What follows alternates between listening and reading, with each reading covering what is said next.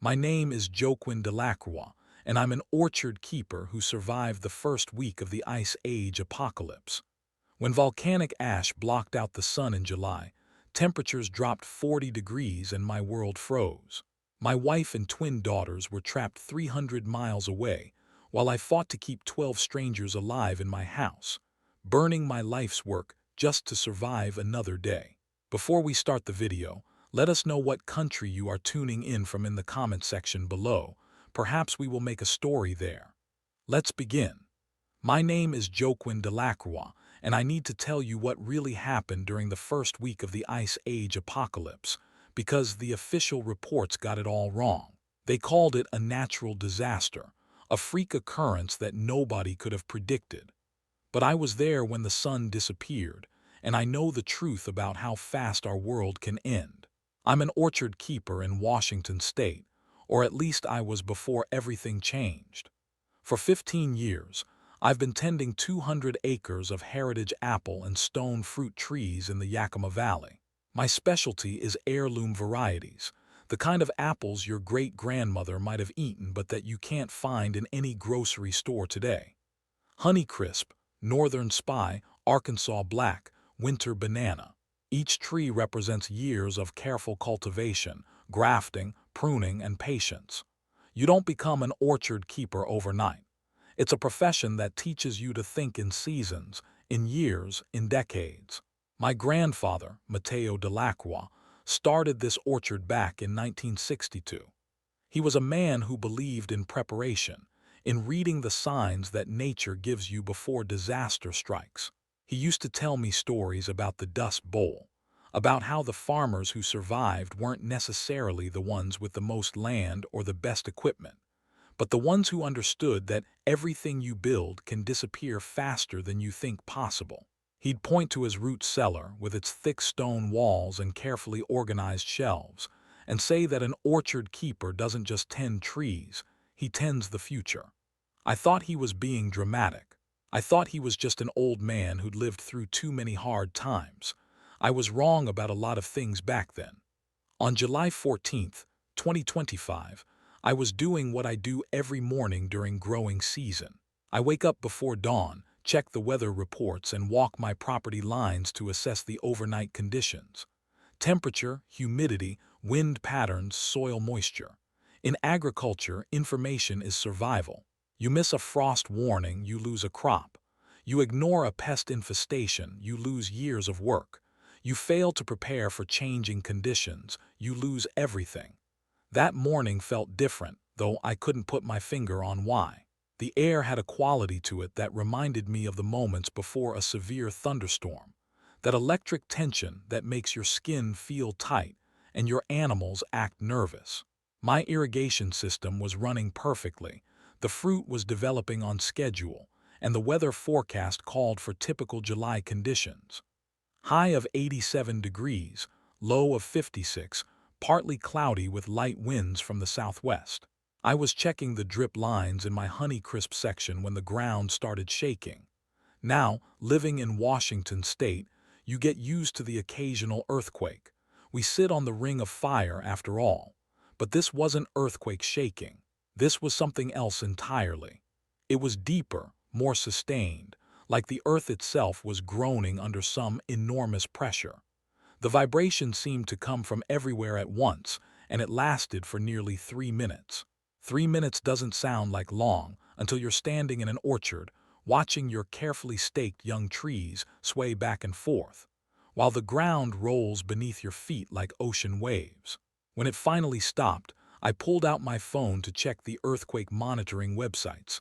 What I found instead was an emergency alert that changed everything. Yellowstone National Park, supervolcano eruption, immediate evacuation of all areas within 500 miles. I stood there in my orchard, surrounded by trees that had taken me years to establish, reading those words over and over again. Yellowstone was nearly 1,000 miles away from my property. 1,000 miles. What could possibly happen in Wyoming that would affect me in Washington state? I was about to learn exactly what. My wife Alina had taken our twin daughters, Sophia and Carmen, to visit her mother in Spokane 3 weeks earlier. It was their annual summer tradition, 2 weeks of grandmother spoiling while I handled the most intensive part of the growing season without distraction. Alina is an elementary school teacher, and she understands the rhythms of agricultural work. Summer is when I make or break the entire year's effort. Every decision during these months determines whether we have a profitable harvest or face financial disaster. The girls are 8 years old now, old enough to help with simple orchard tasks, but young enough that they still see magic in watching fruit develop from tiny blossoms. Sophia has her mother's patience and attention to detail. She can spot pest damage before I can, and she's already talking about studying agricultural science in college. Carmen is more like me, restless and hands-on, always wanting to climb the tallest trees and explore the parts of the property I've told her to stay away from. They're good girls, smart girls, and that July morning they were 300 miles away from me in a city I'd never reach. But I didn't know that yet. My first instinct was to call Alina and tell her about the earthquake, maybe suggest that she and the girls come home a few days early. Not because I was worried about the volcano, which still seemed like someone else's problem, but because unusual geological activity sometimes means more earthquakes to come. I wanted my family close to me where I could protect them. Alina's phone went straight to voicemail. That wasn't unusual. Her mother lived in one of those older neighborhoods in Spokane where cell coverage was spotty on the best days. I tried the landline, but it just rang and rang without answer. They were probably out shopping or at the park with the girls. I'd try again later. I spent the rest of the morning monitoring news coverage of the Yellowstone eruption. The footage was incredible and terrifying. A column of ash and gas shooting 30 miles straight up into the atmosphere, so massive that it was visible from space. Geologists were calling it a VE-8 eruption, the highest level on their scale. The last time anything like this had happened was 74,000 years ago at Mount Toba in Indonesia, and that eruption had nearly wiped out the human species. But that was 74,000 years ago, and Mount Toba was on the other side of the world. This was modern America. We had technology, infrastructure, emergency management systems. We'd figure this out. The first sign that maybe we wouldn't figure this out came around noon, when I noticed a strange haze on the western horizon. At first I thought it was wildfire smoke, which wouldn't be unusual for July in Washington. But wildfire smoke has a different quality to it, and this haze was too uniform, too widespread.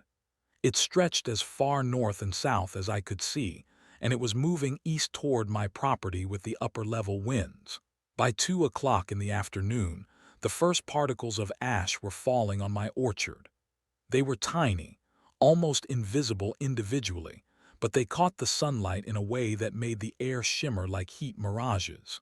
I held out my hand and watched them settle on my palm like fine gray dust.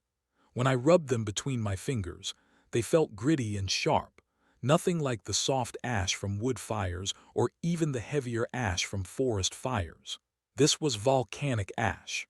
This was pieces of Wyoming that had been blown 30 miles into the atmosphere and were now raining down on my apple trees nearly 1,000 miles away. I called Alina again.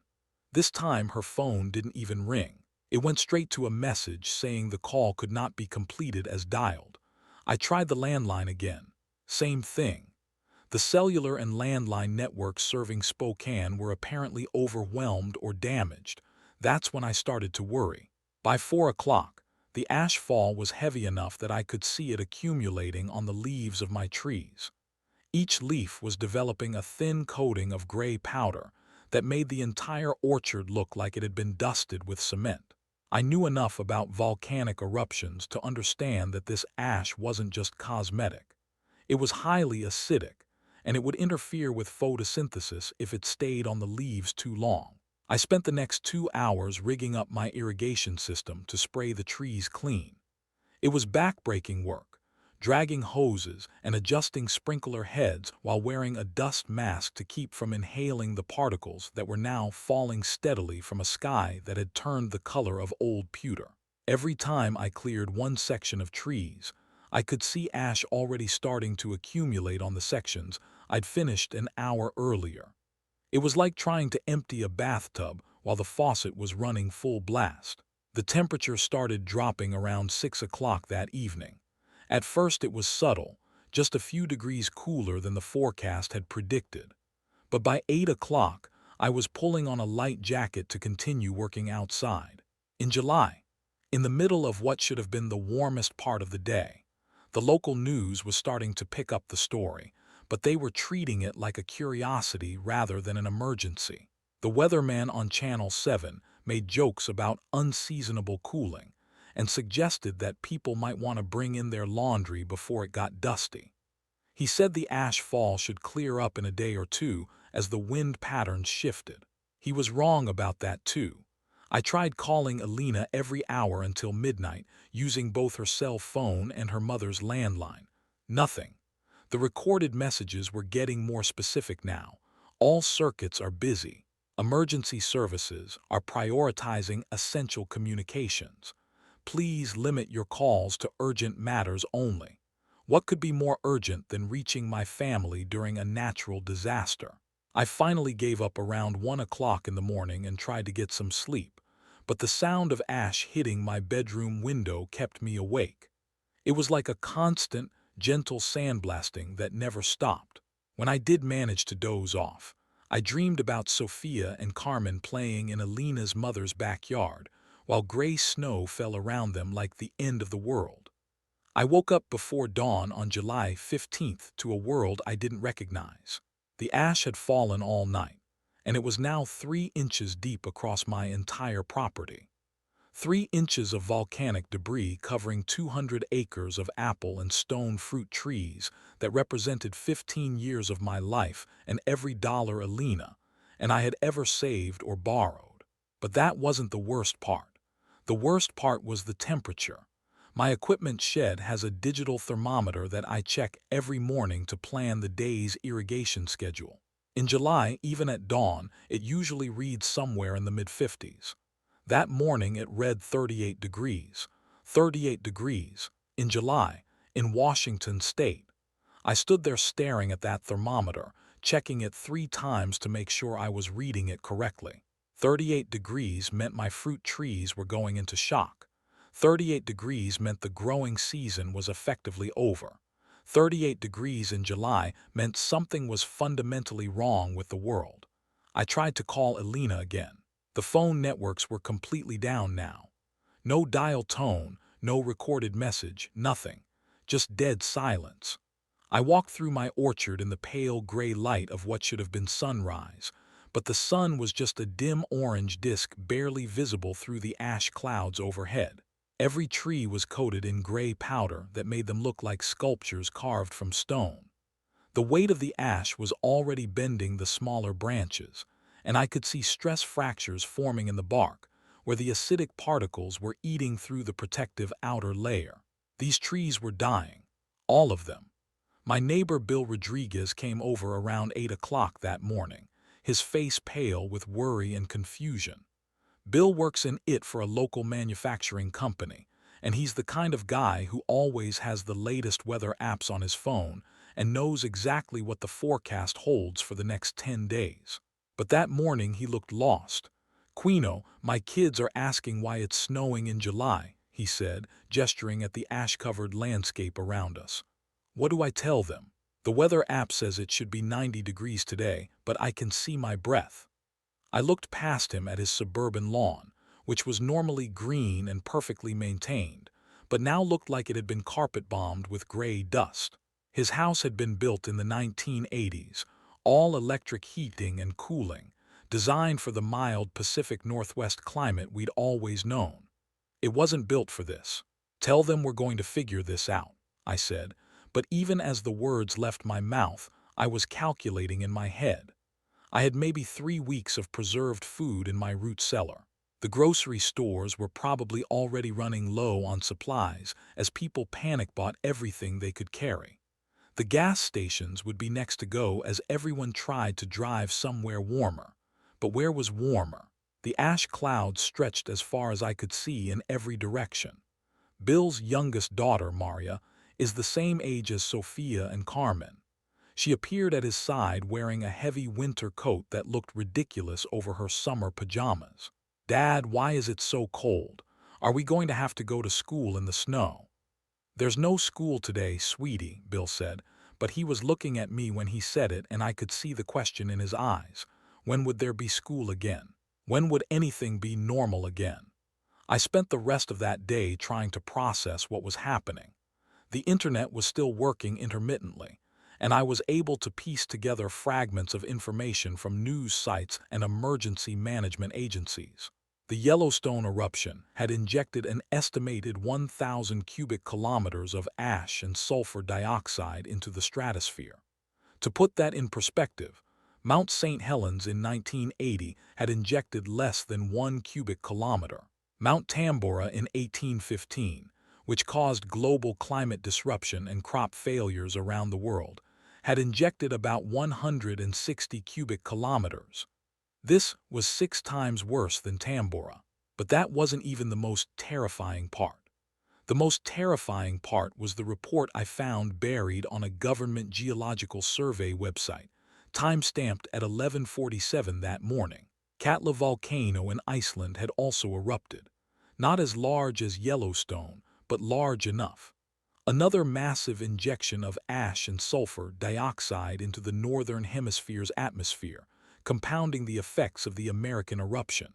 2 supervolcano-scale events within 24 hours of each other, both pumping light-blocking particles into the upper atmosphere, where they would circulate for months or even years.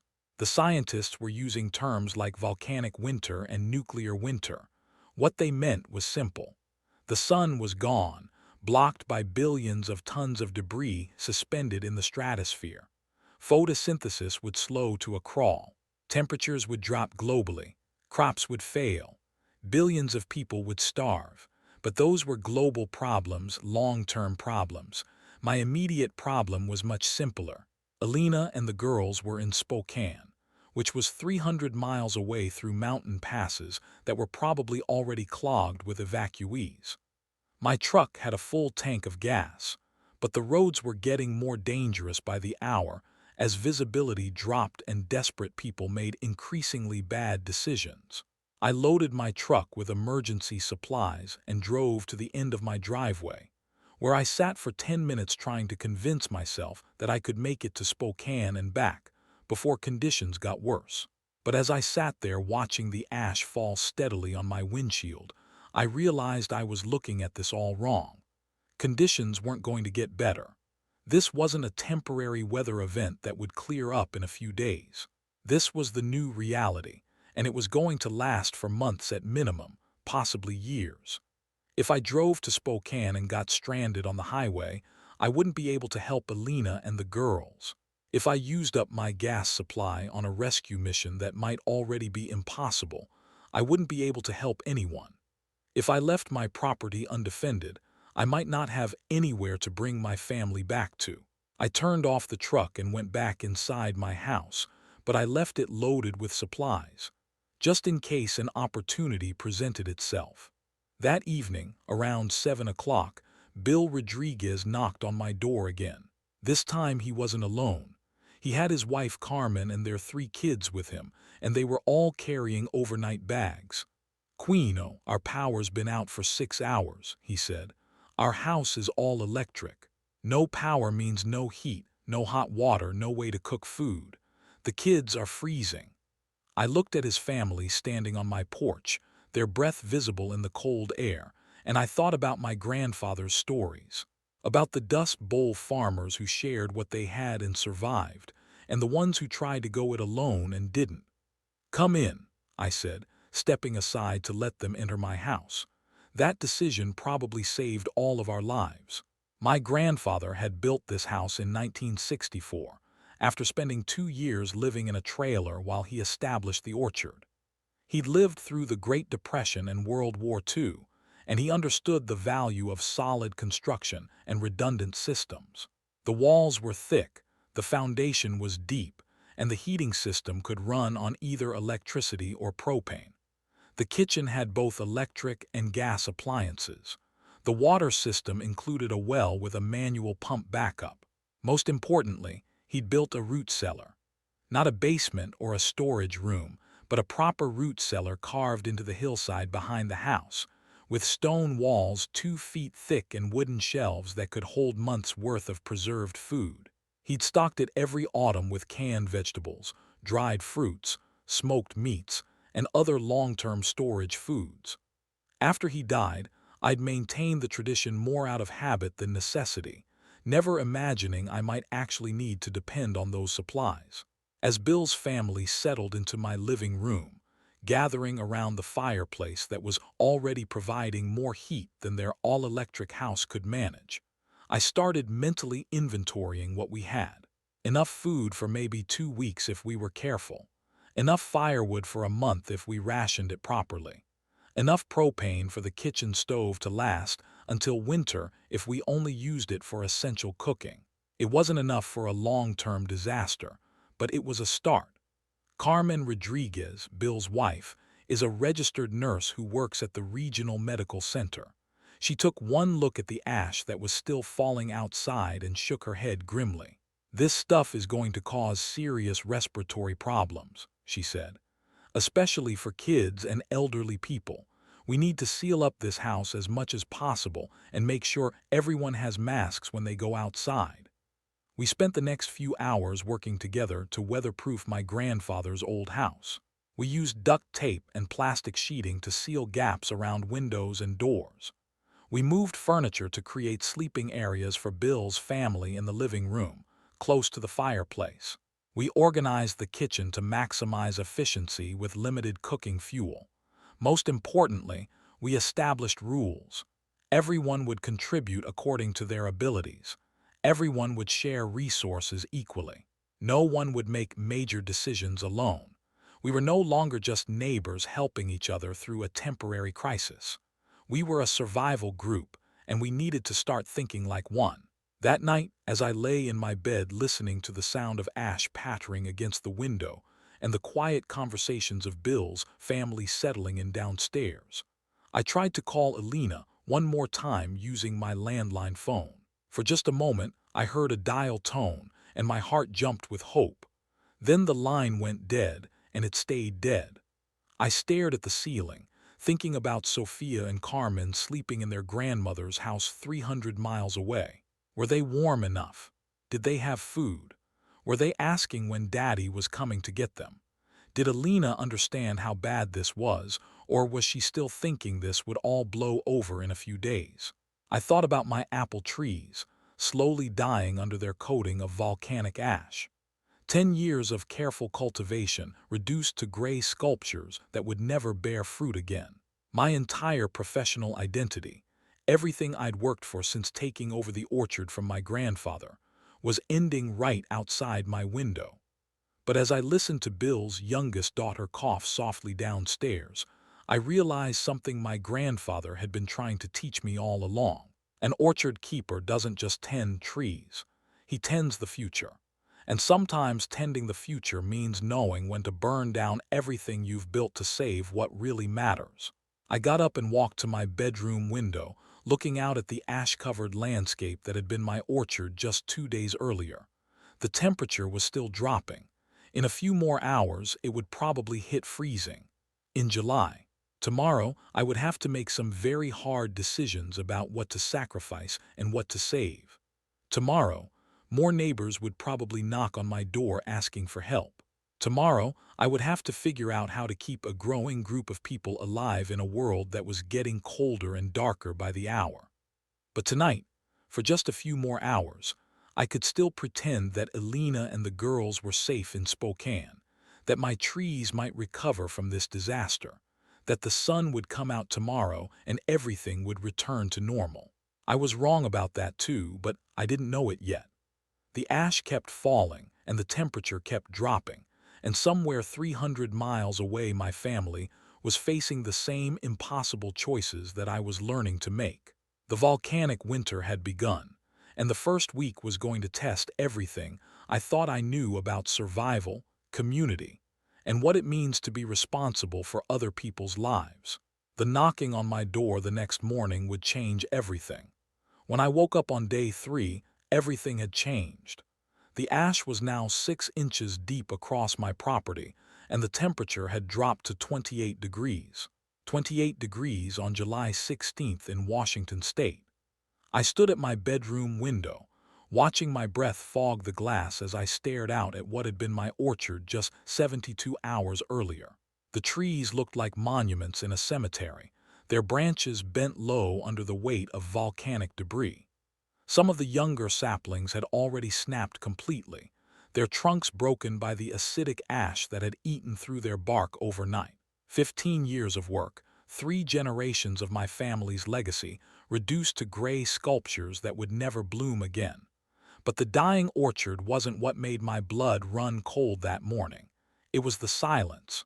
No birds singing, no insects buzzing, no traffic noise from the highway half a mile away. Even the wind had stopped, leaving the world wrapped in an unnatural quiet that felt like being buried alive. The only sound was the soft pattering of ash against my window, a constant whisper that reminded me the world was still ending outside. I pulled on every warm piece of clothing I owned and went downstairs to check on Bill's family.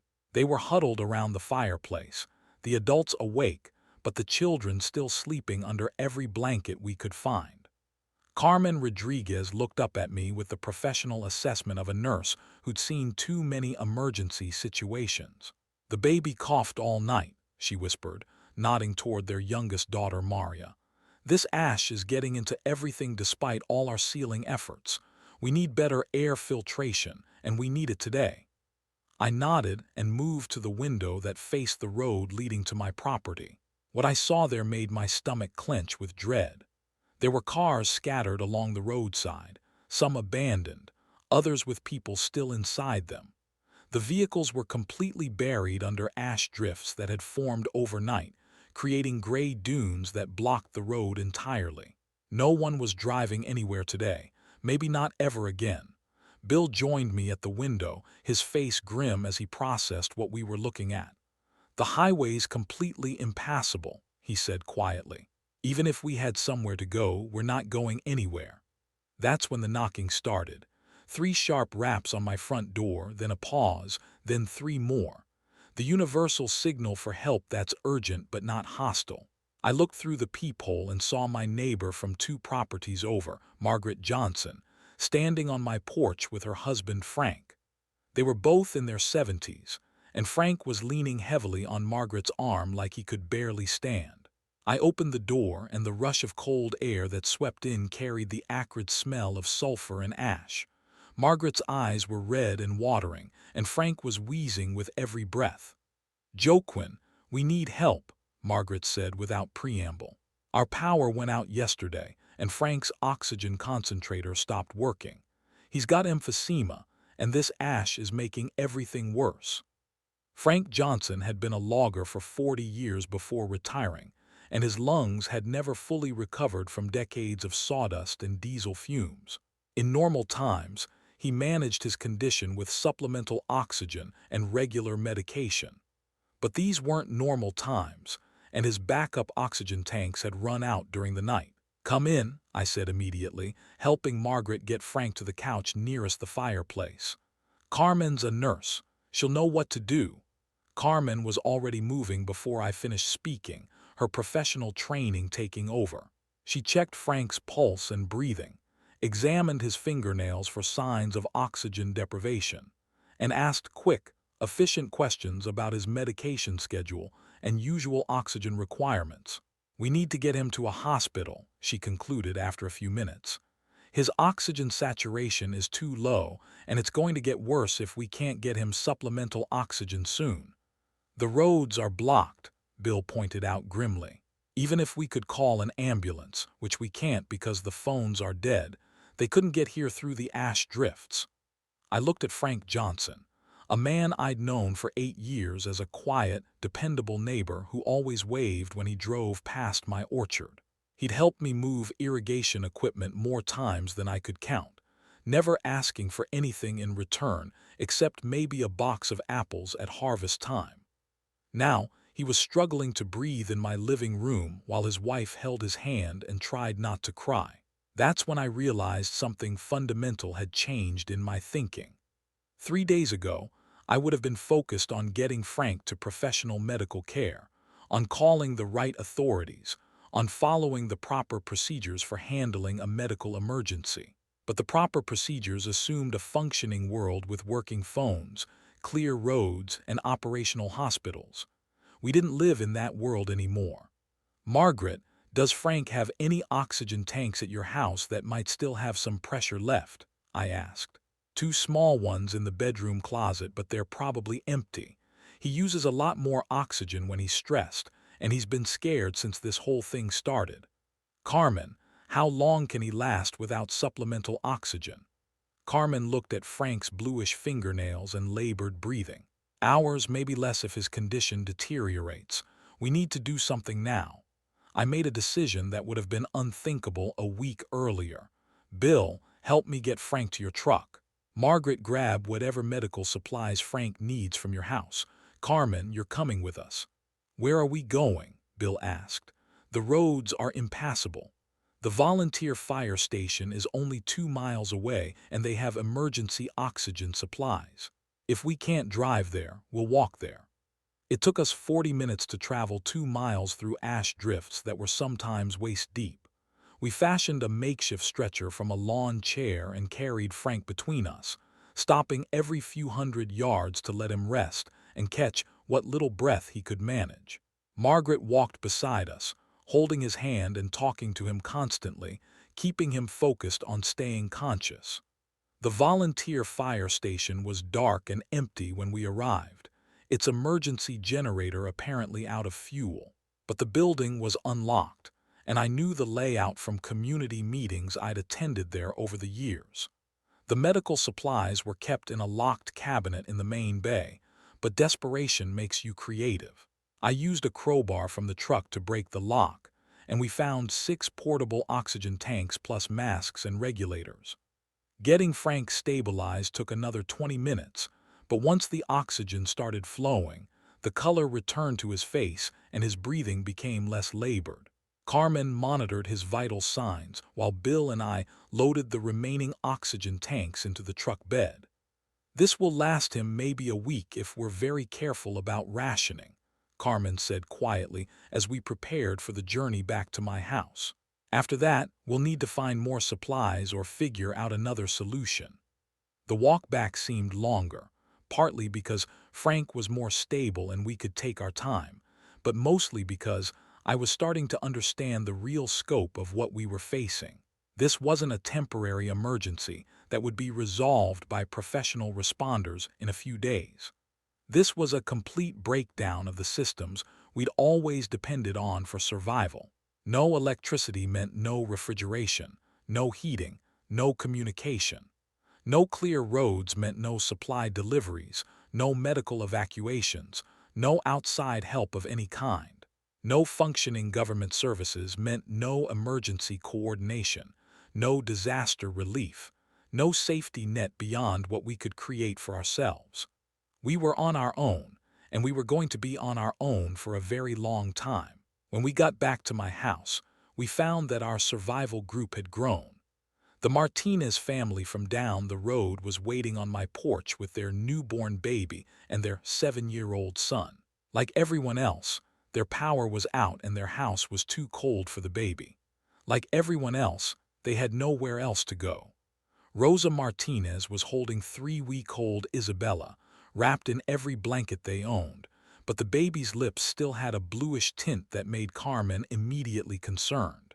Newborns can't regulate their body temperature effectively, and prolonged exposure to cold can be fatal very quickly.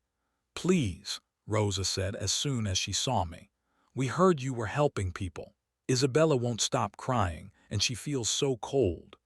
I looked at my house, which had been designed for a family of 4 and was now sheltering 8 people with a 9th on the way.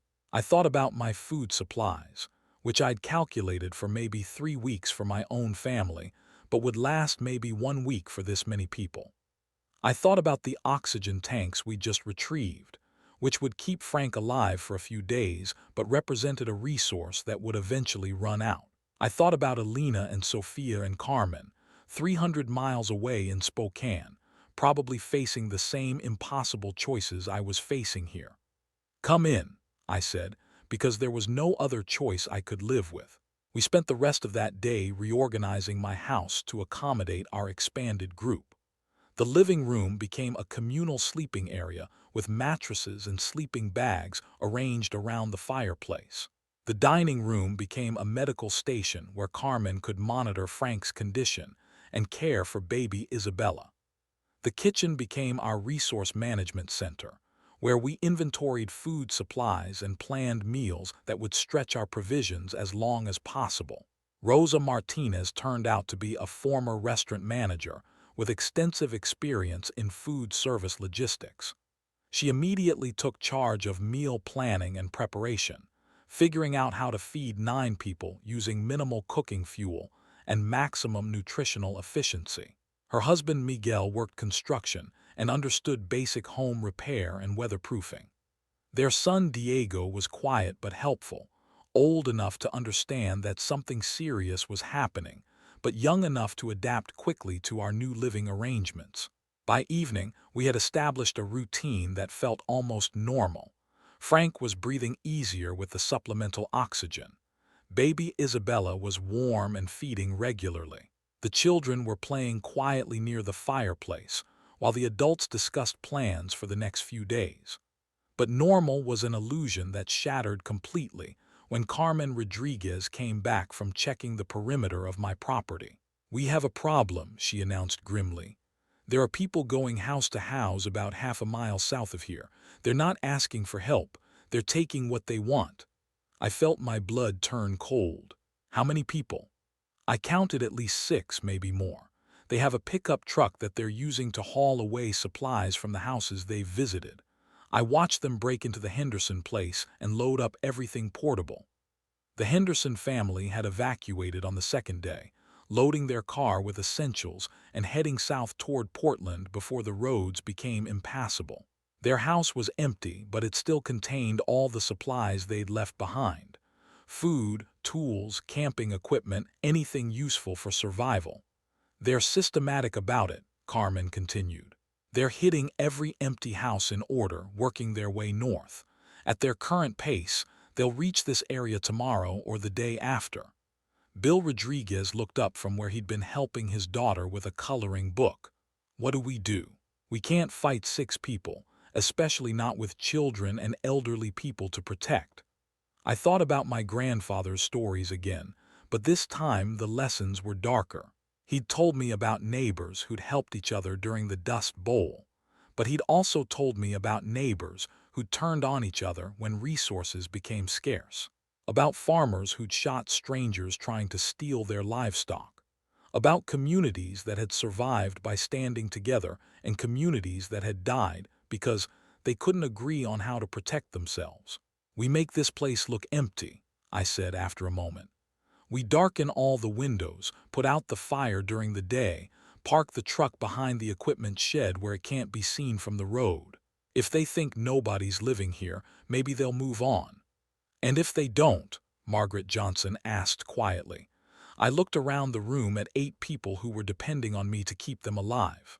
An elderly man on supplemental oxygen, a newborn baby who needed constant warmth, 3 children who shouldn't have to learn about violence at their age, adults who'd trusted me enough to shelter in my house when they could have tried to make it on their own. "Then we defend ourselves," I said simply. "This house, these people, these supplies. This is our community now, and we protect what's ours." That night, I took my grandfather's hunting rifle out of the gun safe and cleaned it thoroughly for the first time in years. I counted my ammunition and found 67 rounds, which felt like a lot and not nearly enough at the same time. Bill Rodriguez turned out to own a shotgun that he'd bought for home defense but never used. Miguel Martinez had a .22 caliber rifle that he used for pest control on construction sites. We weren't an army, but we weren't helpless either. More importantly, We established watch schedules and communication signals. Someone would always be awake, monitoring the approaches to my property.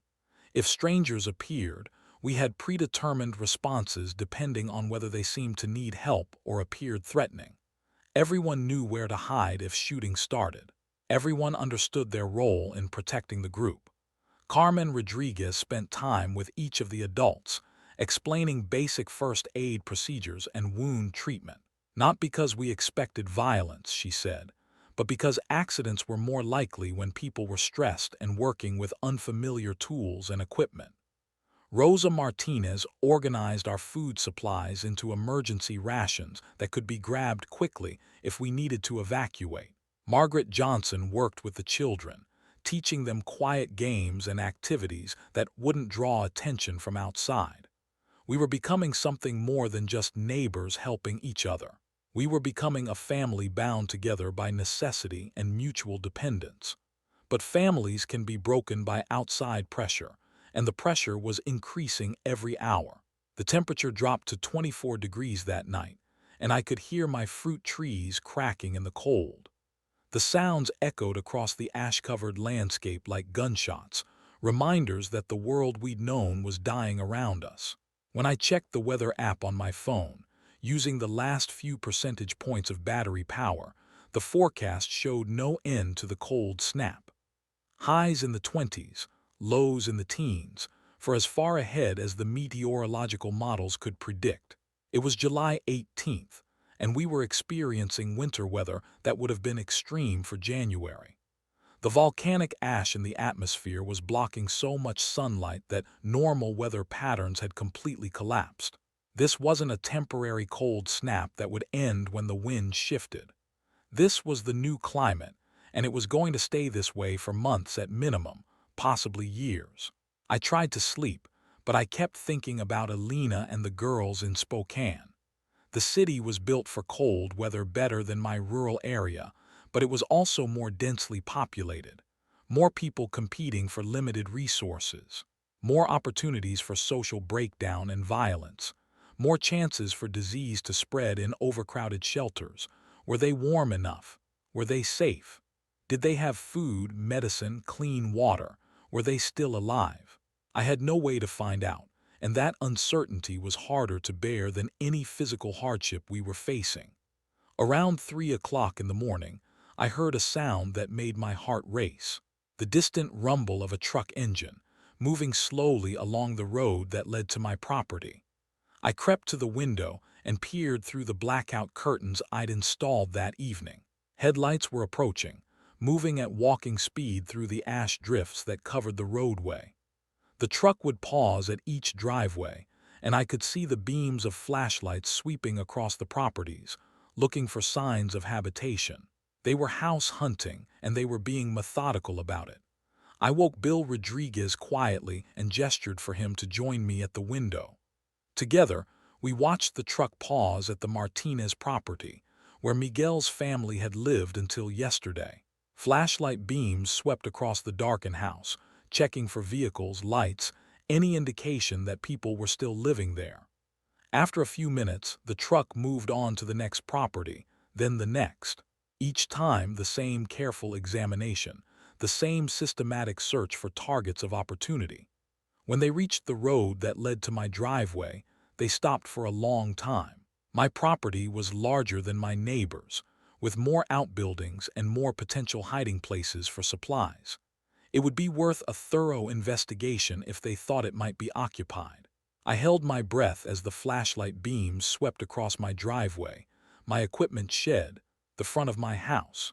We'd done our best to make everything look abandoned, but hiding the signs of habitation from people who knew what to look for was nearly impossible. After what felt like an hour but was probably only 10 minutes, the truck moved on. The engine noise gradually faded into the distance, leaving us in silence once again. But I knew they'd be back. People desperate enough to break into empty houses for supplies were people who wouldn't give up after a single pass through the area. They'd return during daylight hours for a more thorough search. They'd notice details they'd missed at night. They'd realize that my property, with its well-maintained buildings and extensive infrastructure, was too valuable to ignore. The next morning brought a new crisis that made our security concerns seem almost trivial by comparison. Baby Isabella stopped eating. Rosa Martinez discovered the problem during the dawn feeding, when Isabella turned away from her bottle and began crying in a weak, listless way that immediately alarmed Carmen Rodriguez. The baby's skin felt hot to the touch, but she was also shivering, displaying the contradictory symptoms that often indicated serious illness in newborns. Carmen's nursing experience included pediatric care, but she was working without proper equipment or medications. She checked Isabella's temperature using an old analog thermometer from my medicine cabinet and found it was nearly 102 degrees. This could be a lot of different things, Carmen explained to Rosa and Miguel while she examined the baby. Respiratory infection from ash exposure, dehydration, or just the stress of being in an environment that's too cold for a newborn. Without proper diagnostic equipment, I can't tell what we're dealing with. What do we do? Rosa asked, her voice tight with barely controlled panic.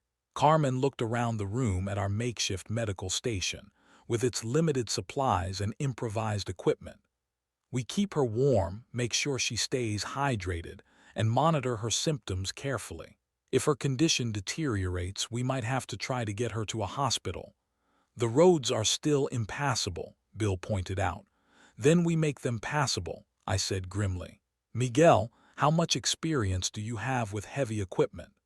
Miguel Martinez had worked construction for 15 years, operating everything from bulldozers to excavators. Enough to clear a road if I had the right machinery.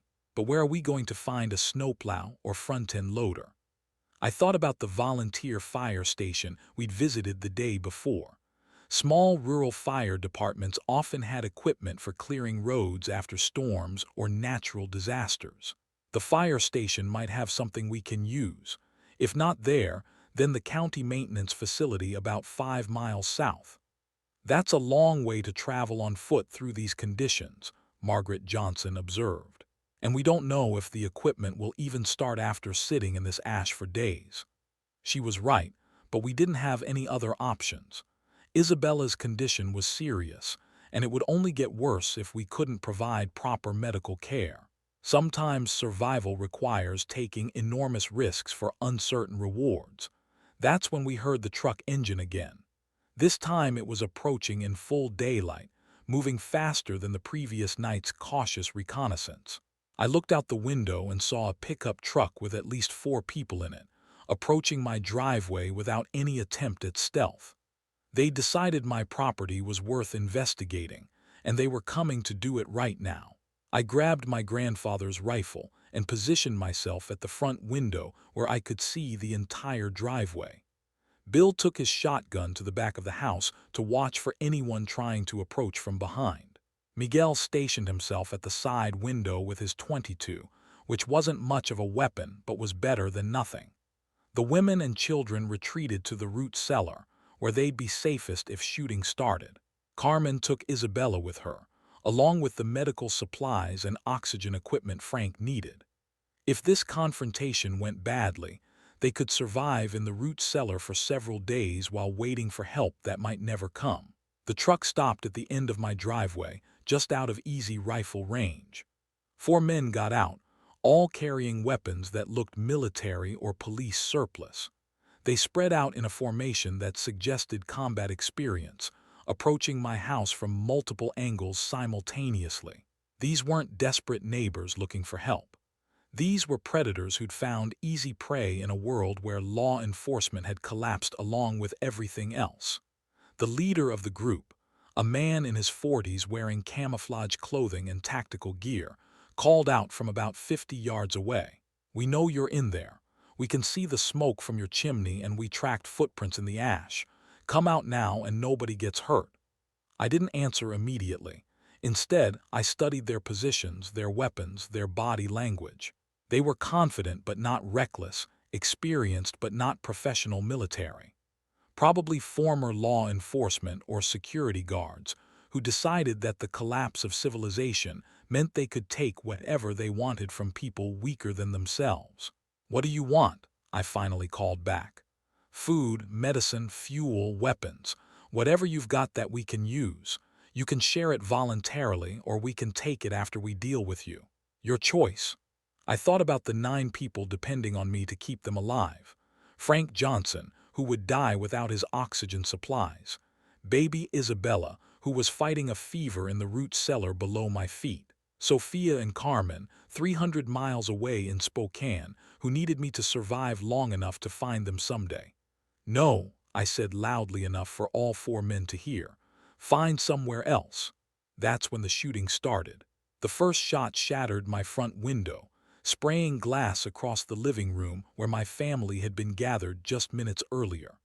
I dropped below the windowsill and felt my heart hammering against my ribs as I tried to process what was happening. 4 armed men were attacking my house, the place where I'd promised to keep 8 other people safe. I returned fire through the broken window, not really aiming at anything specific, but trying to let them know we weren't defenseless. The crack of my grandfather's hunting rifle echoed across the ash-covered landscape, followed immediately by answering shots from multiple directions. Bill's shotgun boomed from the back of the house, and I heard Miguel's .22 popping from the side window like a string of firecrackers. The firefight lasted maybe 3 minutes, but it felt like hours. Bullets punched holes in my grandfather's carefully built walls, destroyed furniture that had been in my family for decades, and turned my living room into a war zone. But when the shooting stopped, we were all still alive, and the 4 attackers were retreating to their truck. "Next time we'll burn you out," the leader shouted as they drove away, leaving ruts in the ash that covered my driveway. "You can't stay awake forever." I waited 10 minutes before emerging from cover, my hands shaking as I set the rifle aside and called for the others to come up from the root cellar. Everyone was accounted for, nobody was injured, but the psychological damage was severe. The children were crying, Frank Johnson was wheezing from the stress, and baby Isabella's fever seemed to have gotten worse during the confrontation. Most importantly, we'd used up nearly half our ammunition in a 3-minute firefight. If they came back with more people or better weapons, we wouldn't be able to defend ourselves for long. "We can't stay here," Carmen Rodriguez said flatly, checking Isabella's temperature again. "Those men will be back probably tonight, and next time they'll be ready for resistance. We need to find somewhere more defensible." I looked around my living room, with its shattered windows and bullet holes, and realized she was right. This house had been my grandfather's legacy, the foundation of everything my family had built over 3 generations. But it was also a trap now, too isolated to get help and too obvious to hide from people who wanted to take what we had. But where could we go that would be safer? That's when I remembered something my grandfather had told me years ago, back when I was helping him expand the root cellar. He'd mentioned that the original settlers in this area had built a network of interconnected cellars and tunnels, designed to provide shelter during Indian raids and severe weather. Most of those old structures had been forgotten or filled in over the decades, but some might still be accessible. "The old Morrison homestead," I said suddenly, "about 2 miles northeast of here up in the hills. It's been abandoned for 30 years, but the original family built an extensive underground shelter system. If we could get there without being followed, it might give us a defensible position until we figure out our next move." Miguel Martinez nodded slowly. "I remember that place from when I was doing survey work in this area. The main house is falling down, but the outbuildings are still solid. More importantly, there's a natural spring on the property, which means fresh water without depending on wells or pumps." Rosa looked up from where she was trying to get Isabella to take some water. "How do we get there without being seen? They're probably watching this place." "We wait until tonight, then we go through the orchard and up the ridge line," I said, mentally mapping the route. "It's longer than the direct road, but will be harder to track in the ash drifts, and the trees will give us some cover." Frank Johnson raised a shaky hand from his position near the oxygen tanks. "I can't walk 2 miles through snow drifts, My lungs won't handle that kind of exertion. I looked at Frank, then at baby Isabella, then at the bullet holes in my walls. We had maybe 6 hours before those men returned with reinforcements, and we couldn't defend this position against a determined attack. But we also couldn't abandon the people in our group who couldn't make a difficult journey through hostile terrain. That's when Bill Rodriguez surprised me with his solution. "My neighbor 3 houses down has an ATV with a small trailer," he said. "If we could get to it without being spotted, we could use it to transport Frank and the baby while the rest of us walk. The engine's not too loud, and we could muffle it further with rags around the exhaust." "That's breaking and entering," Margaret Johnson pointed out. "So is shooting up our house and threatening to burn us out," Carmen replied sharply. "Normal rules don't apply anymore." She was right, and we all knew it. The social contract that had governed our behavior for our entire lives had collapsed along with the power grid and the telephone system. We were operating under survival rules now, where keeping your group alive took precedence over property rights and legal niceties. We spent the next 2 hours preparing for evacuation. Rosa packed formula and baby supplies for Isabella. Carmen gathered medical equipment for Frank and organized a portable first aid kit for the rest of us. Miguel and Bill collected tools and weapons. Margaret helped me salvage what we could from my grandfather's food stores in the root cellar. Most painfully, I had to decide what to leave behind. Photo albums with 3 generations of family memories. My grandfather's furniture and tools. The deed to the orchard, and all the financial records that represented my family's investment in this land. Everything that connected me to my past had to be abandoned to protect our future. But I did take one thing that wasn't strictly practical. My grandfather's silver St. Isidore pendant, the patron saint of farmers, which he'd worn every day of his life after returning from World War II. I slipped it around my neck as we prepared to leave. And for just a moment, I could almost hear his voice telling me that an orchard keeper tends the future, not the past. The evacuation began just after sunset, with Bill and Miguel making the dangerous trip to retrieve the ATV while the rest of us finished packing. They returned an hour later with a 4-wheeler and small utility trailer that would barely hold Frank and our most essential supplies, but it was enough to make the journey possible. We moved through the dead orchard like refugees fleeing a war zone, which I suppose we were. The ash had preserved my footprints from days earlier, so I could see exactly where I'd walked when I'd still believed my trees might survive this disaster. Now those same trees were skeletal monuments to a world that no longer existed, their branches brittle with cold, and their bark stained gray with volcanic fallout. Isabella's condition worsened during the journey. She was crying weakly and felt burning hot despite the freezing air temperature. Rosa carried her inside her coat, trying to keep her warm while Carmen monitored her breathing and heart rate by flashlight. We all knew that if the baby's fever didn't break soon, we'd lose her, but there was nothing more we could do with the limited medical supplies we'd been able to carry. The Morrison homestead sat on a hillside overlooking the valley, accessible by an old logging road that was now completely buried under ash drifts. The main house had indeed collapsed years ago, but the barn and equipment shed were still standing, and more importantly, the entrance to the underground shelter system was located in what had once been the root cellar. Miguel and I spent an hour clearing ash and debris from the cellar entrance, while the others huddled in the barn with Frank's oxygen equipment and Isabella's improvised incubator.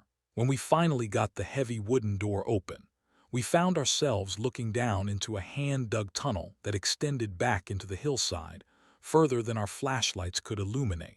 The original Morrison family had been serious about survival. The underground complex included multiple chambers connected by narrow tunnels, with stone walls and wooden support beams that had lasted for over a century. There was a natural spring that provided fresh water, ventilation shafts that ensured breathable air, and storage areas that still contained some preserved food from previous occupants.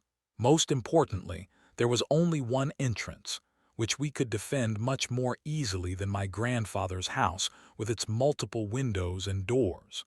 We spent that night establishing our new base of operations. Frank's oxygen equipment went in the largest chamber, where we could monitor his condition most easily. Isabella and Rosa got the warmest corner, near where we set up a small camp stove for heating formula and sterilizing medical equipment. The rest of us arranged sleeping areas in the connecting chambers, with weapon positions covering the entrance tunnel. It felt like living in a cave, which I suppose it was, but it also felt safer than anywhere we'd been since the ash started falling. Carmen managed to bring Isabella's fever down using a combination of infant fever reducers from our first aid supplies and careful temperature management.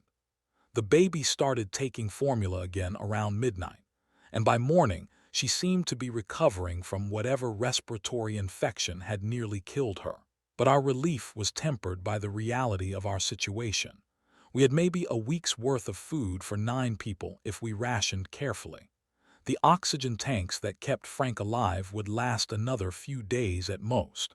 We had no communication with the outside world and no way to call for help if someone got seriously injured or sick. Most critically, we were now essentially prisoners in our underground hideout. Those 4 armed men were still out there, and they'd probably figured out that we'd abandoned my house. They'd be searching for us, and it was only a matter of time before they found this place too. On our second day in the Morrison shelter, we got a visitor that changed everything. I was on guard duty at the tunnel entrance when I heard footsteps approaching through the ash drifts outside.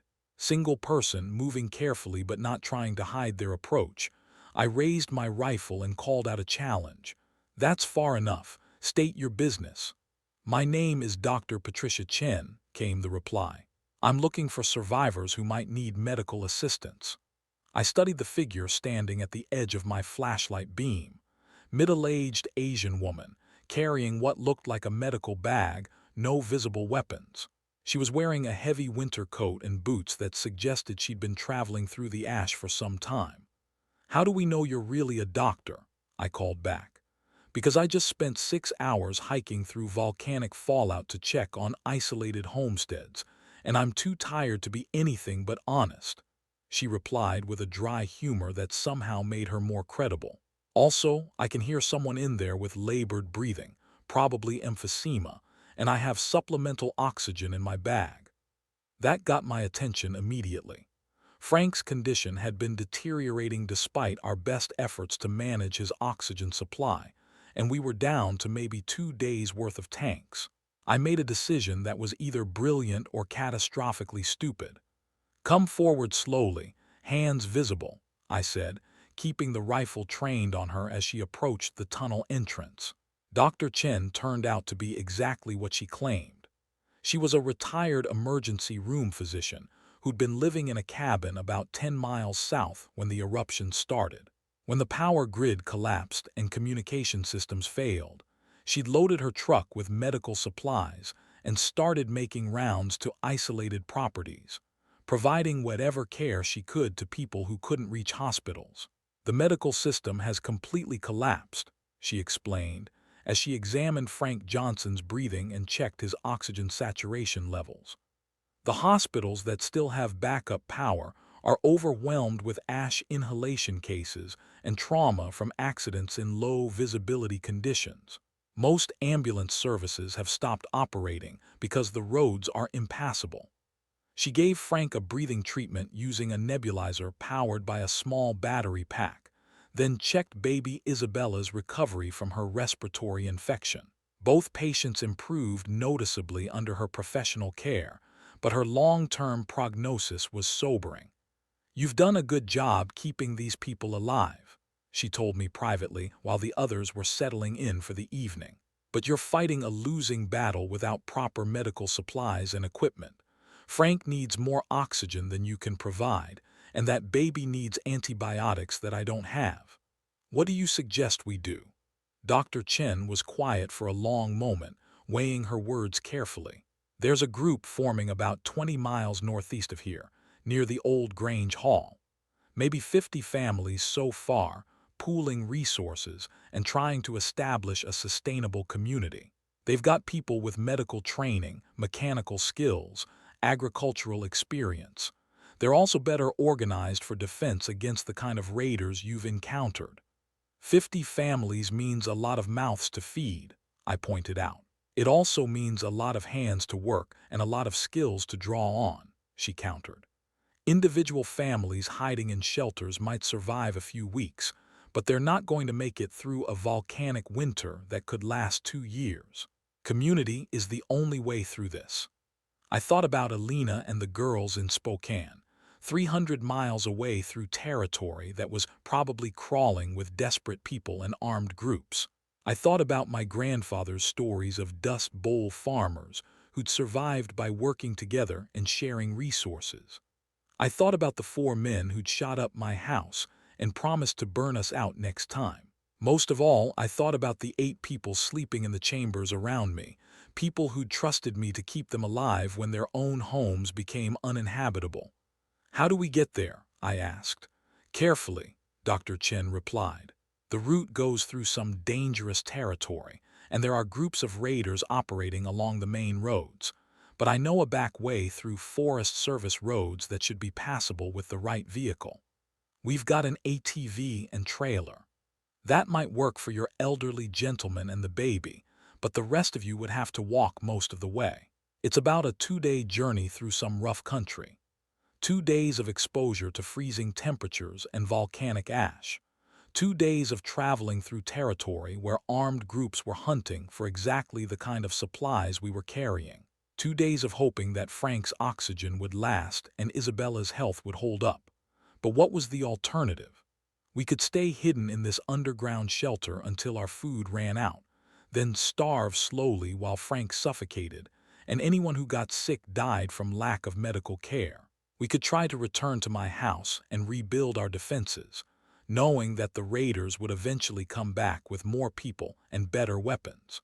Or we could take the enormous risk of trying to reach a community that might not even exist, traveling through hostile territory with vulnerable people who might not survive the journey. I gathered everyone together in the main chamber and explained our options. The discussion that followed was tense and emotional, with valid arguments on all sides. Margaret Johnson worried that Frank wouldn't survive a 2-day journey in freezing conditions. Rosa Martinez feared that moving Isabella before she'd fully recovered might trigger a relapse. Bill Rodriguez argued that we were safer staying hidden than exposing ourselves on the road.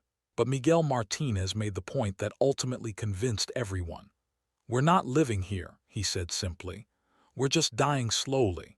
If we stay, we run out of food, medicine, and oxygen, and then we die anyway. If we go, maybe we die on the road, but maybe we reach somewhere that gives us a real chance to survive long term. The vote was close, 5 in favor of leaving and 4 in favor of staying, but it was enough to commit us to the journey. We spent the next day preparing for what might be our last chance at survival. Dr. Chen shared her detailed knowledge of the route, marking safe places to rest and warning us about areas where other groups had reported hostile encounters. Miguel and Bill worked on modifying the ATV to carry more supplies and provide better protection for Frank and Isabella during the journey. Carmen organized our medical supplies and worked with Rosa to prepare formula and baby care items for travel. Margaret helped me sort through our remaining food supplies, keeping only the most nutritious and portable items. Everyone understood that we were abandoning our backup plan by leaving this shelter. If the journey failed, we wouldn't be able to return here. That evening, as we shared what might be our last meal together in the underground safety of the Morrison shelter, Frank Johnson asked me a question that had been weighing on everyone's mind. Joe Quinn, do you really think this community exists? Or are we chasing a rumor that might get us all killed? I looked around at the faces illuminated by our small camp stove, these people who'd become my family over the past few days. People who'd trusted me with their lives when their own plans had fallen apart. People who deserved an honest answer, even if it wasn't the answer they wanted to hear. I don't know, I said finally. Dr. Chen seems credible, and staying here definitely means slow death for all of us. But you're right that we might be walking into something worse than what we're leaving behind. So, why are we doing it? Little Diego Martinez asked. I thought about my grandfather again, about the stories he'd told me of farmers during the Dust Bowl who'd packed everything they owned into trucks and headed west toward rumors of work and survival. Most of them had found nothing but more hardship, but some had found new lives in places they'd never imagined living. Because sometimes you have to burn down everything you've built to save what really matters, I said, touching the St. Isidore pendant around my neck. And what matters is keeping this family together, whatever it takes. The next morning, we loaded our lives into an ATV trailer and prepared to leave the safety of our underground shelter for a journey that would either save us or kill us. Dr. Chen had already departed before dawn, heading back to her circuit of isolated homesteads to help other survivors. She'd given us detailed directions to the community gathering point, but from here on we'd be traveling alone through territory where every other human being might be either a potential ally or a deadly enemy. Frank Johnson was breathing well with his portable oxygen, and Isabella seemed strong enough to travel. The adults were carrying everything we'd need for 2 days of winter camping, plus emergency medical supplies and the weapons we'd need to defend ourselves if we encountered hostile groups. As we emerged from the tunnel entrance into the gray dawn light of our ash-covered world, I took one last look back at the shelter that had kept us alive for 3 crucial days. Then I shouldered my pack, checked my rifle, and led my makeshift family into the wasteland that used to be Washington State. The Morrison homestead disappeared behind us as we headed northeast toward a community that might or might not exist, carrying people who might or might not survive the journey, chasing a hope that might or might not be real.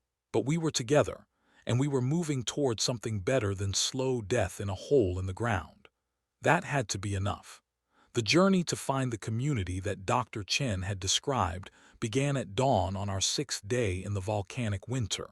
We moved through the ash-covered forest like refugees from a war that nobody had declared, following old logging roads that were barely visible under the gray drifts that had once been my familiar landscape. Frank Johnson rode in the ATV trailer with baby Isabella and our most critical supplies, wrapped in every blanket we could spare and connected to his portable oxygen concentrator.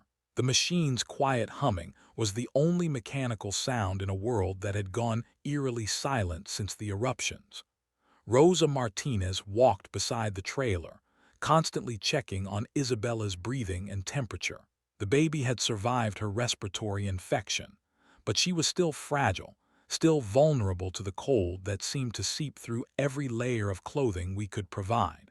The rest of us walked in a loose formation around the ATV, with Miguel driving and me navigating, using a combination of Dr. Chen's hand-drawn map and my knowledge of the local terrain. Bill Rodriguez and Carmen took point positions, watching for signs of other groups or potential ambush sites. Margaret Johnson stayed close to the trailer, ready to help with Frank's medical needs if his condition deteriorated during the journey.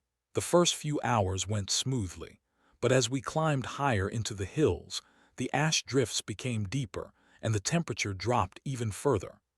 I checked my watch around 10 o'clock in the morning and realized we were only making about 1 mile per hour through terrain that should have been easy hiking under normal conditions. At this pace, our planned 2-day journey would take 3 or 4 days, and we didn't have enough supplies for an extended trip. More concerning was Frank's breathing, which was becoming increasingly labored despite the supplemental oxygen. The combination of physical exertion, cold air, and volcanic ash particles in the atmosphere was putting tremendous stress on his already damaged lungs. Carmen checked his pulse and oxygen saturation levels during our first rest stop and pulled me aside with her assessment. "He's not going to make it at this pace," she said quietly, making sure Frank couldn't overhear our conversation. "His body is working too hard to keep up with the group, and the cold is making his breathing problems worse. We need to find shelter soon, or we're going to lose him. I looked around at the desolate landscape surrounding us. The old logging road we were following cut through dense forest that had been killed by ash fall, creating a gray wasteland of dead trees and buried undergrowth. There were no obvious shelter options, and Dr. Chen's map showed we were still 8 hours away from the first waypoint where she'd indicated we might find safe places to rest. "How long can he last at this pace?" I asked. "Hours, not days," Carmen replied grimly. "And if he has a respiratory crisis out here, there's nothing I can do to save him." That's when Miguel spotted something that might solve our immediate problem. About half a mile off the main logging road, barely visible through the dead trees, was what looked like an old hunting cabin.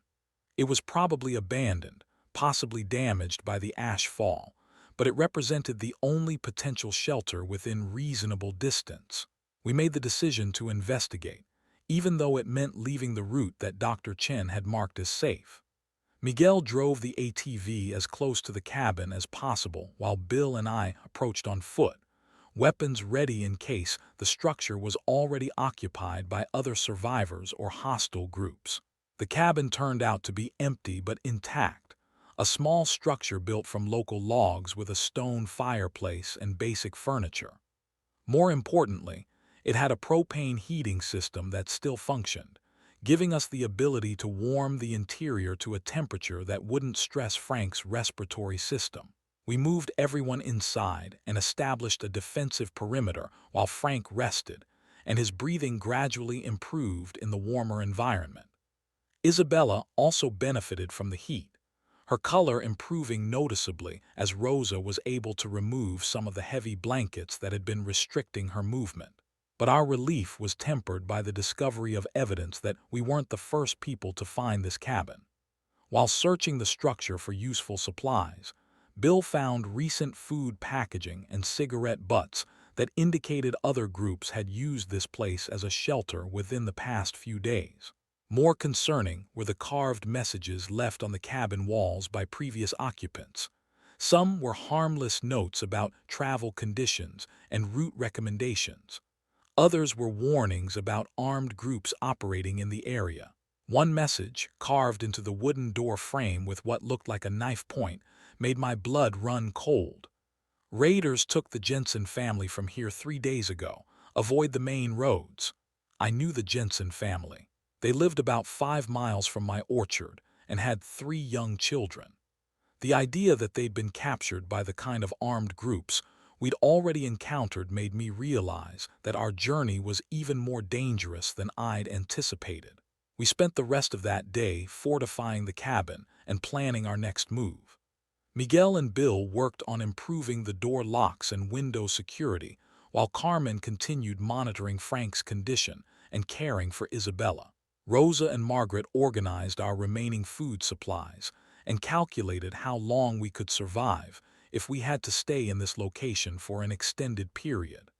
I studied Dr. Chen's map and tried to plot an alternative route that would avoid the main roads where the Jensen family had been captured. The problem was that every alternative route would add days to our journey, and we were already running low on critical supplies like Frank's oxygen and Isabella's formula. As evening approached, we faced a terrible choice.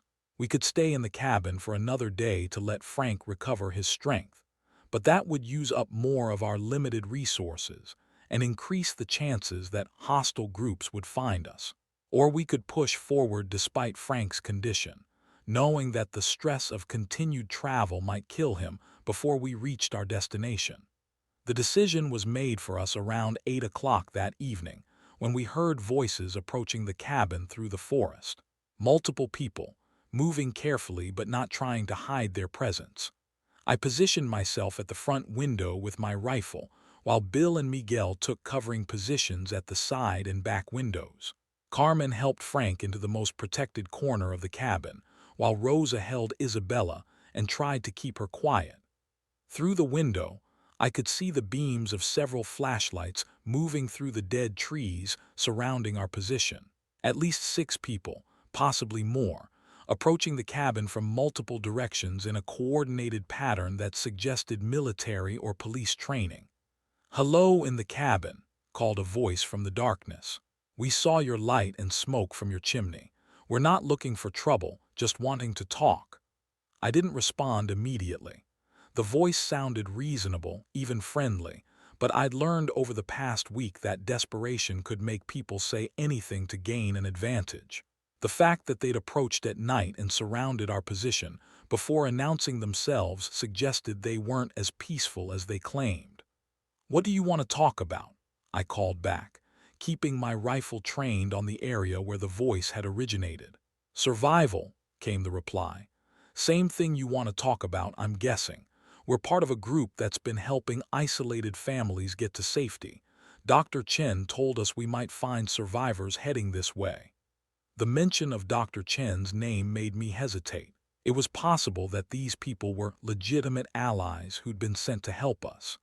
It was also possible that they'd captured Dr. Chen and forced her to reveal information about survivor groups in the area. "How do we know you really talked to Dr. Chen?" I asked. "She told us about a group of 9 people, including an elderly man on oxygen and a newborn baby.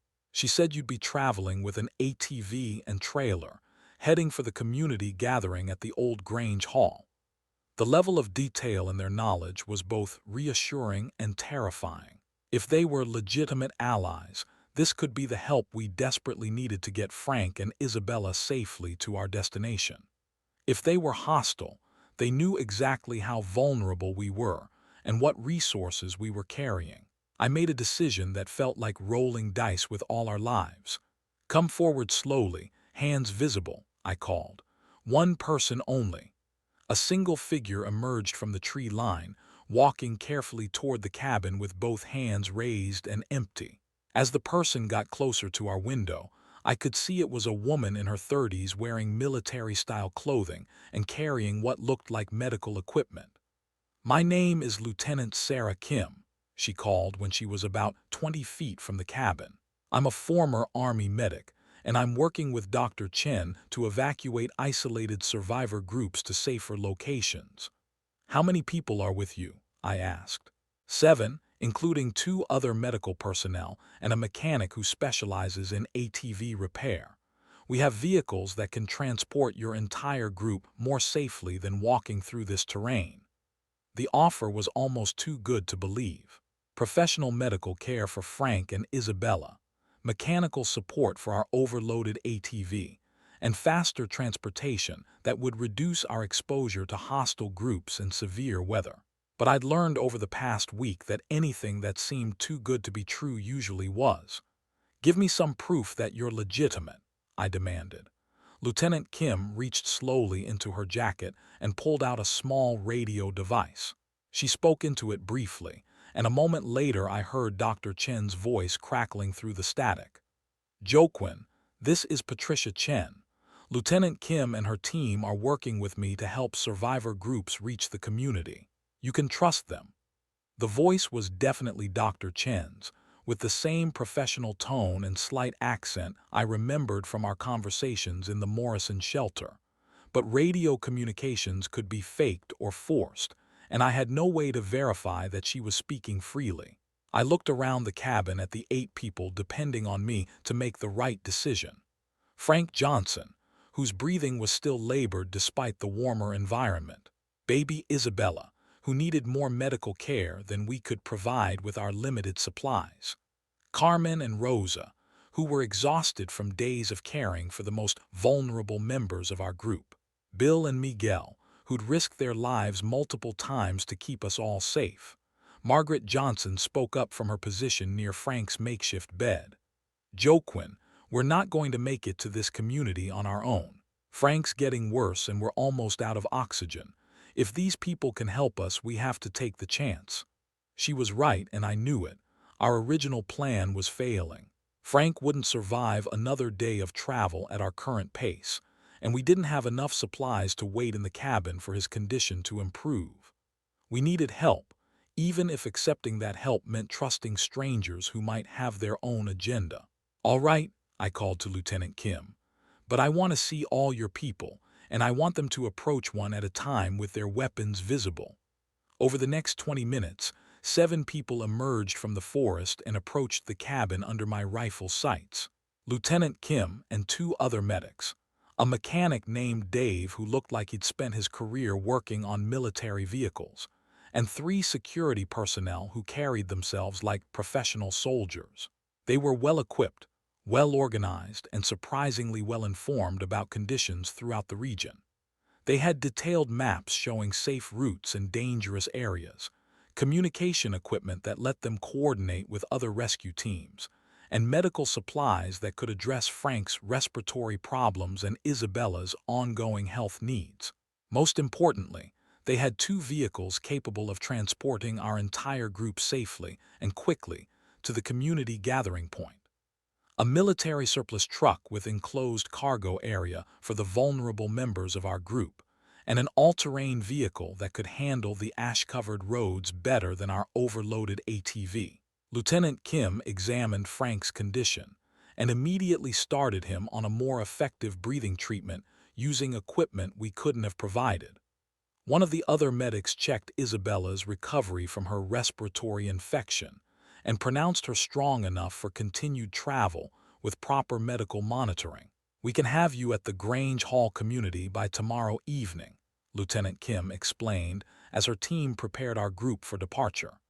"The route we're using avoids the areas where hostile groups have been most active, and we have communication with other teams who can provide support if we run into trouble." It sounded too good to be true, which made me suspicious.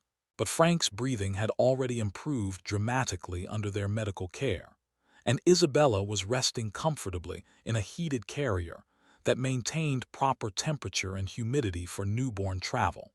We loaded our supplies and our people into their vehicles and began the next phase of our journey toward a community that might or might not provide the long-term safety we were seeking. Lieutenant Kim rode with us in the cargo truck, constantly monitoring Frank's condition and maintaining radio communication with other teams operating in the area. As we drove through the ash-covered landscape, she filled us in on the broader situation that we'd been isolated from since the eruptions began. "The volcanic winter is worse than the initial reports suggested," she explained. "The combination of the Yellowstone and Iceland eruptions has created atmospheric conditions that are blocking about 60% of normal sunlight. Agricultural production has essentially stopped throughout the northern hemisphere. Most governments are struggling to maintain basic services." "How bad is it in the cities?" Rosa asked, thinking about relatives she hadn't been able to contact since the disasters began.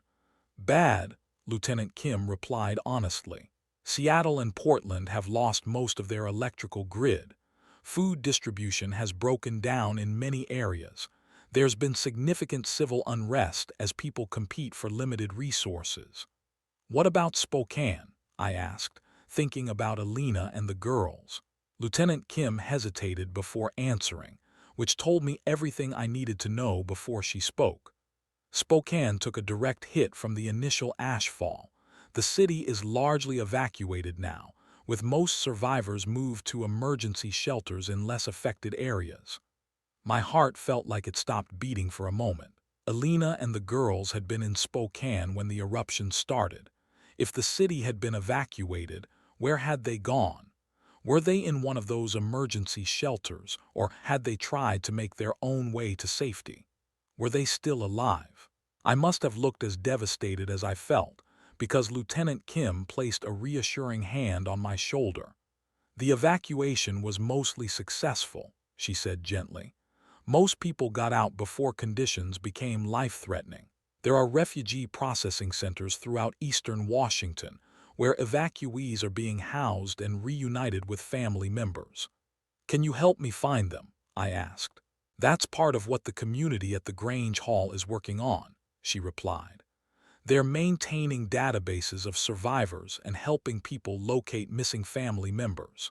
If your wife and daughters made it to any of the official shelters, there should be records." For the first time in a week, I felt something that might have been hope. The idea that Alina and Sophia and Carmen might be safe in an official shelter, that there might be records I could use to find them, that this nightmare journey might actually lead to reuniting my family, gave me strength I didn't know I still had. But that hope was tempered by realism. Even if my family was safe in a shelter somewhere, the challenges of actually reaching them through hundreds of miles of dangerous territory seemed almost insurmountable.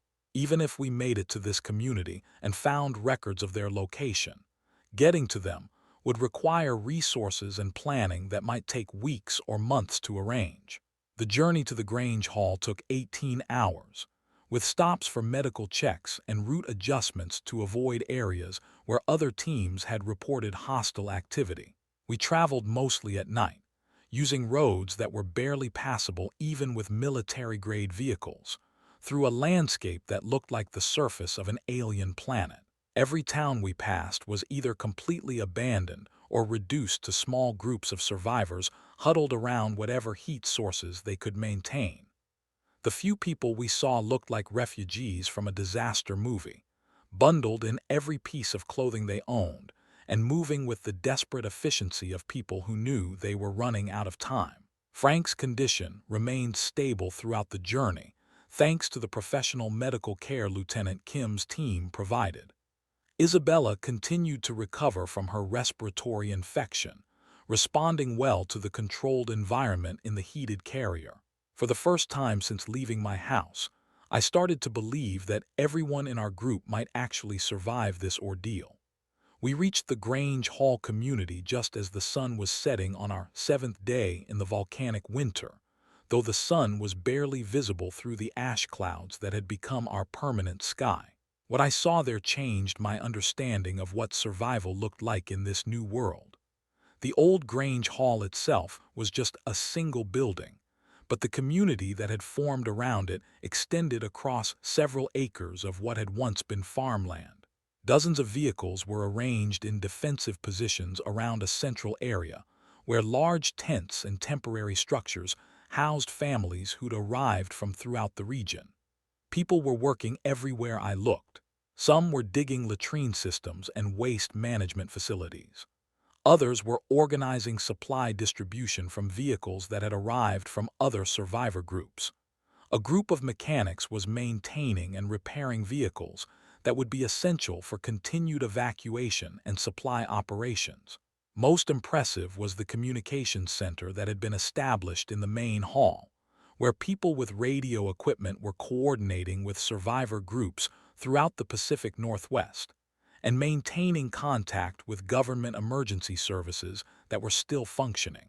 Lieutenant Kim's team helped us unload our supplies and get Frank and Isabella settled in the medical facility that had been set up in one of the larger tents. Professional medical staff immediately took over their care, providing treatments and equipment that we never could have managed on our own. For the first time in a week, I wasn't personally responsible for keeping 8 other people alive. For the first time since the eruptions began, I could focus on something other than immediate survival. I could start looking for my family. The volunteer working the family reunification database was a former librarian named Janet who'd been maintaining detailed records of everyone who'd passed through the community or made contact through their radio network. She had information about evacuation centers, official shelters, and informal survivor groups throughout the region. Spokane evacuees were processed through 3 main centers, she explained as she searched through her files: Coeur d'Alene, Wenatchee, and Moses Lake. Do you have any idea which direction your family might have headed when they left the city? I thought about Alina's mother, who'd been hosting the girls when the eruption started. She was the type of person who'd follow official instructions and go to designated evacuation centers rather than trying to make her own way to safety. Probably west toward the Cascades, I said. Alina's mother would have wanted to get as far from the volcanic activity as possible. Janet checked her records for the Wenatchee Evacuation Center, which had processed thousands of refugees from Spokane and the surrounding areas. After several minutes of searching, she looked up with an expression I couldn't quite read. I have records for an Alina Delacroix and 2 minor children, processed through Wenatchee on July 16th, she said carefully. But the records show they were transferred to a secondary facility 3 days later. Transferred where? I asked, my heart racing. Janet hesitated before answering, and I knew the news wasn't going to be good. The secondary facility was a temporary camp that was evacuated when conditions became untenable. I don't have records of where those evacuees were moved. My family had been found, then lost again in the chaos of mass evacuations and failing infrastructure.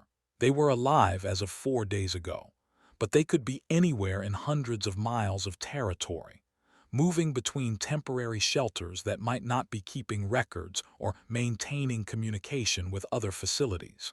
I stared at Janet's files, trying to process what this meant for my chances of finding Alina and the girls. They were out there somewhere, probably safe in another evacuation facility, but locating them could take weeks or months of searching through a region where transportation and communication were becoming increasingly difficult. That's when I heard the commotion outside that would test everything our new community had built together. Vehicles approaching fast, engines revving hard, multiple drivers who weren't bothering with the careful approach protocols that legitimate visitors used when approaching the Grange Hall community. Through the window of the communications center, I could see headlights approaching from multiple directions, surrounding our defensive perimeter in a coordinated attack pattern that looked disturbingly familiar. Raiders had found us. The attack on the Grange Hall community began with the roar of engines at exactly 9:30 that evening, just as I was processing the devastating news that my family had been lost somewhere in the chaos of mass evacuations. Through the communications center window, I watched headlights approaching from 3 different directions, moving fast and aggressive in a coordinated assault that immediately triggered the community's defense protocols. Someone hit an air horn 3 times, the signal for all non-combatants to move to the reinforced shelters that had been constructed in the basements of the main buildings. I grabbed my grandfather's rifle and rushed outside to see what we were facing, my heart pounding as I realized that everything we'd built here was about to be tested by the same kind of predators who'd attacked my house a week earlier. The raiders had at least 12 vehicles, ranging from pickup trucks to a modified school bus that looked like it had been armored with steel plates welded over the windows. They'd surrounded our perimeter in a classic military encirclement, cutting off escape routes while positioning themselves for coordinated fire if negotiations failed. Lieutenant Kim appeared at my side, her military training immediately evident as she assessed the tactical situation. 30 to 40 people minimum, she said grimly. Well organized, probably former military or law enforcement. They've done this before. The community's defense coordinator, a former Marine named Jackson who'd been organizing security since the first families arrived, was already positioning our available fighters at strategic points around the perimeter. We had maybe 20 people with combat experience and weapons, facing twice that number of attackers who'd chosen the time and place for this confrontation. "What do they want?" I asked Jackson as we took cover behind an overturned truck that formed part of our defensive line.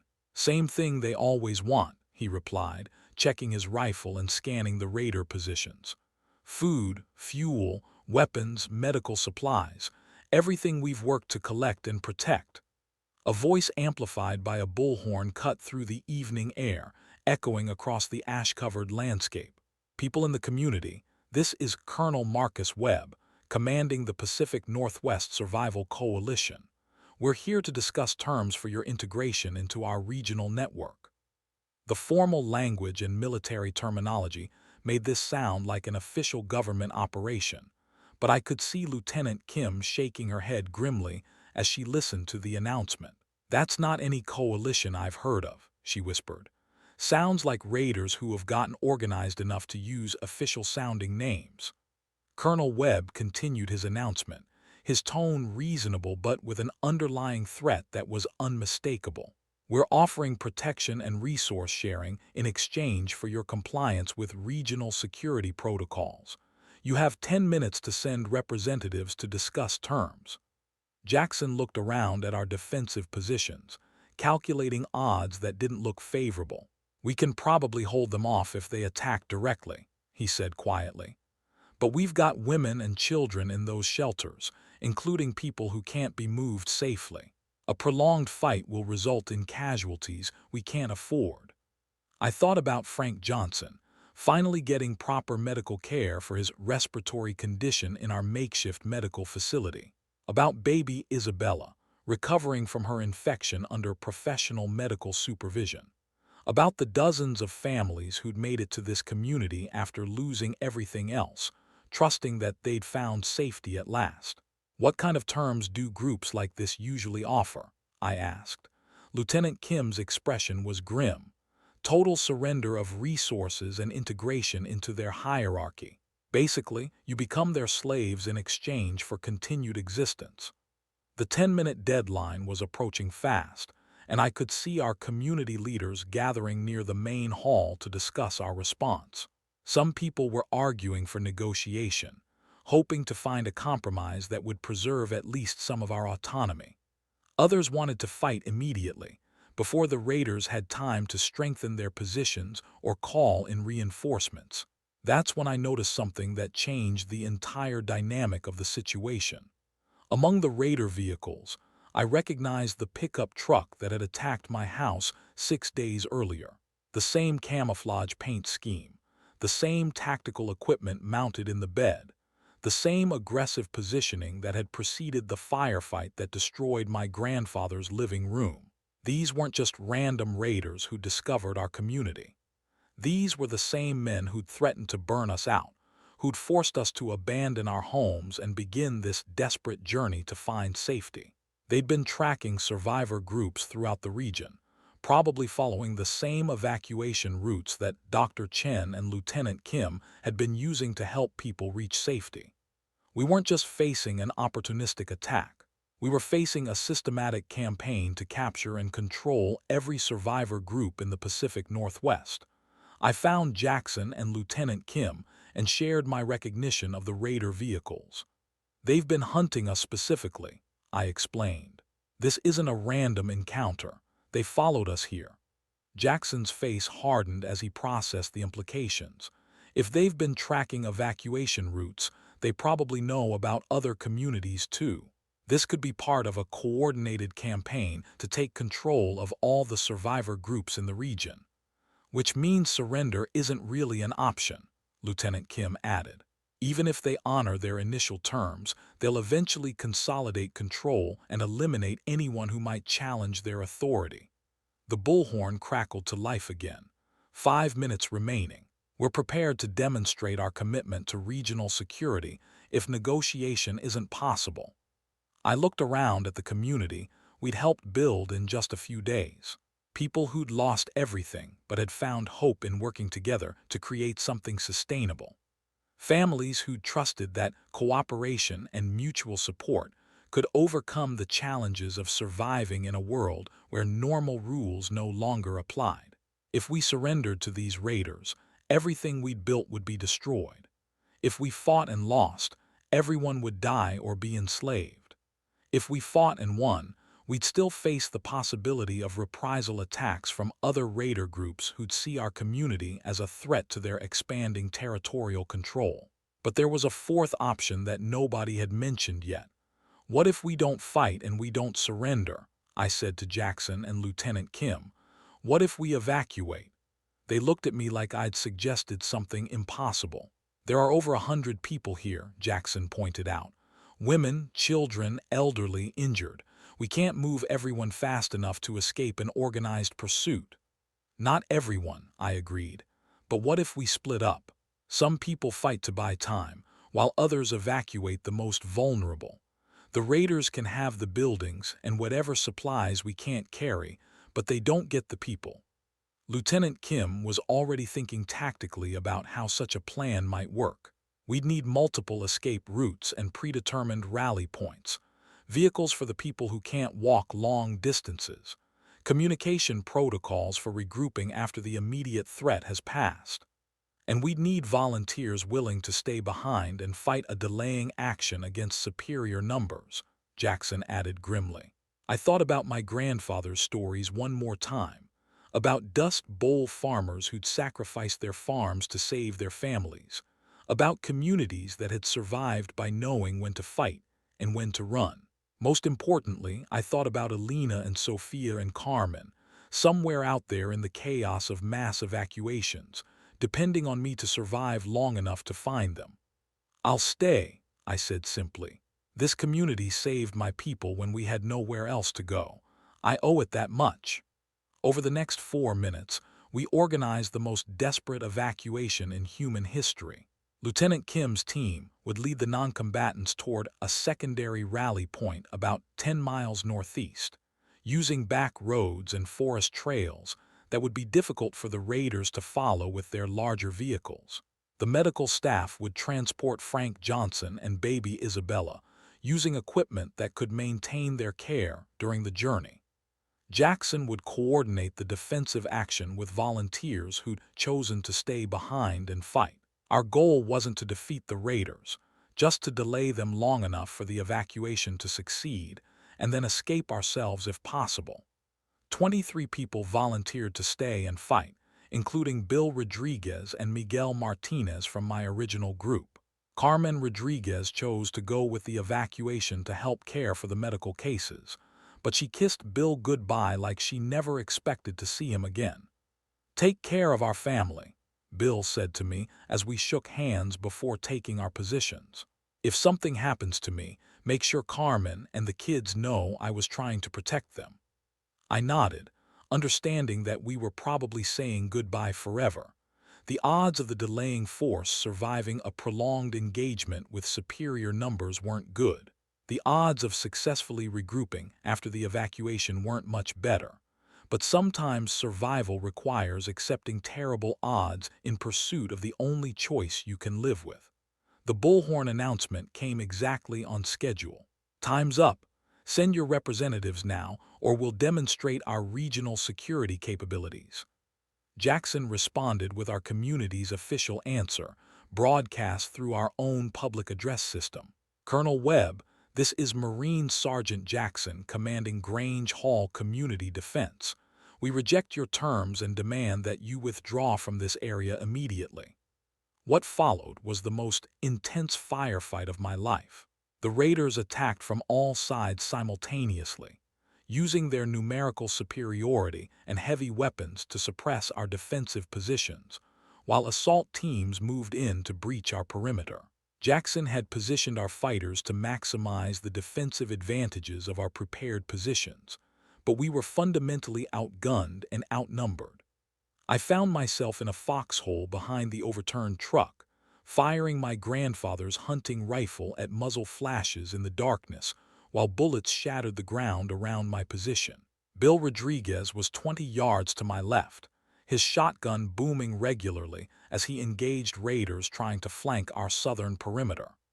Miguel Martinez had positioned himself near the communications building, protecting the equipment that Lieutenant Kim's evacuation team would need to coordinate their movement. The battle lasted 47 minutes, though it felt like hours. We lost 6 people in the first 15 minutes as the raiders concentrated fire on our strongest defensive positions. Jackson took shrapnel from a grenade that landed near his command post, but continued coordinating our response until a sniper's bullet dropped him permanently. By the 30-minute mark, our ammunition was running critically low, and the raiders had breached our perimeter in 2 places. They were moving systematically through the community buildings, discovering that most of the people and supplies had been evacuated during the fighting. That's when Colonel Webb made his critical mistake. Instead of accepting that his primary targets had escaped and withdrawing to find easier prey, he became enraged at being denied the total victory he'd expected. He ordered his people to torch the buildings and hunt down the evacuation convoy, diverting resources from consolidating his control of the community to pursuing people who were already beyond his immediate reach. The shift in his tactics gave us the opportunity we needed to execute our own escape plan. While half the raider force was setting fires and searching empty buildings, Bill Rodriguez and I led the surviving defenders in a fighting withdrawal toward the forest line, where we'd cached supplies for exactly this contingency. Miguel Martinez provided covering fire from the communications building, until the last possible moment, then destroyed the radio equipment to prevent the raiders from using it to coordinate pursuit operations.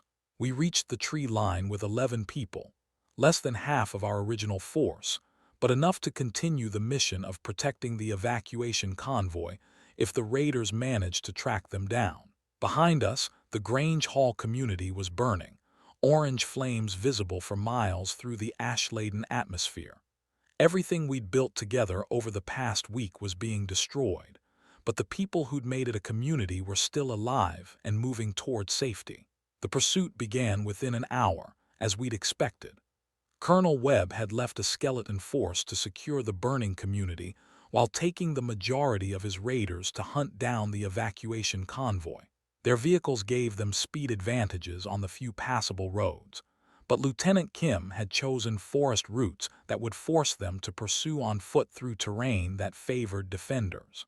We spent the next 18 hours playing a deadly game of cat and mouse through the dead forests of eastern Washington. Our job was to slow down the raider pursuit teams, giving the evacuation convoy time to reach the secondary rally point and begin the next phase of their escape plan.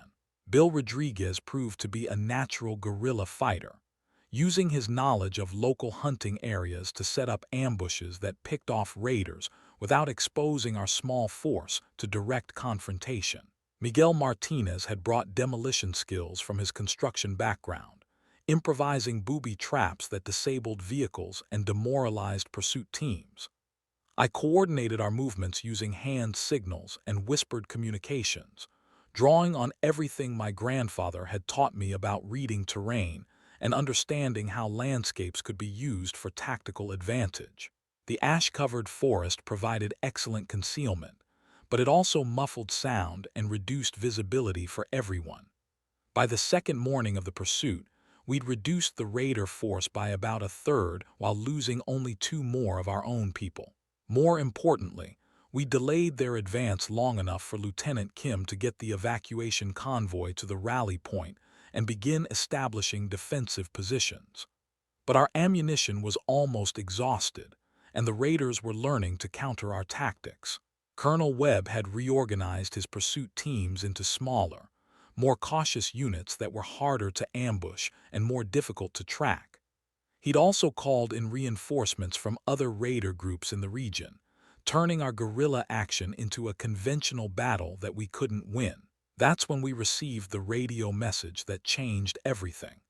Miguel had salvaged a portable radio from the community before our withdrawal, and he'd been monitoring raider communications throughout our running battle. Most of their chatter was tactical coordination and status reports, but on the second day, he intercepted a transmission that made us all stop and listen carefully. "Base camp, this is Pursuit Team Alpha," came the voice through heavy static. "We've located the main evacuation convoy at grid reference 779er, approximately 80 civilians with limited defensive capability, requesting permission to initiate capture operations." Lieutenant Kim's convoy had been found. Despite all our efforts to delay the pursuit, despite the sacrifice of so many community defenders, the raiders had caught up with the people we'd been trying to protect. Bill Rodriguez looked at our tiny force of 9 remaining fighters, then at the radio coordinates that put the convoy 15 miles from our current position. "We can't reach them in time to help," he said grimly. "Even if we could, 9 people can't fight off 40 raiders in open terrain." He was right from a tactical standpoint, but I thought about Frank Johnson and baby Isabella, about Carmen Rodriguez and Rosa Martinez, about all the families who trusted our community to keep them safe when they had nowhere else to go. I thought about Alina and Sophia and Carmen, lost somewhere in the chaos of mass evacuations, depending on me to survive long enough to find them. Most of all, I thought about my grandfather's pendant around my neck and his belief that an orchard keeper tends the future, not just the trees. "We can't save them by fighting," I said slowly, an idea forming that was either brilliant or completely insane. "But maybe we can save them by making the raiders an offer they can't refuse." I explained my plan to the surviving defenders, and their initial reaction was that I'd lost my mind from stress and exhaustion.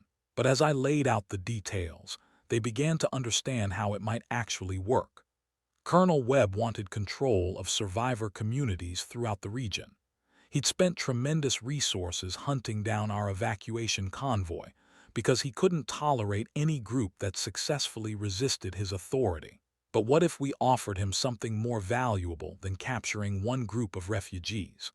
What if we offered him information about every other survivor community in the Pacific Northwest? Lieutenant Kim's evacuation team had been collecting intelligence about survivor groups throughout the region as part of their rescue operations. They had detailed information about community locations, defensive capabilities, resource stockpiles, and leadership structures. Information that would be invaluable to raiders planning systematic conquest operations.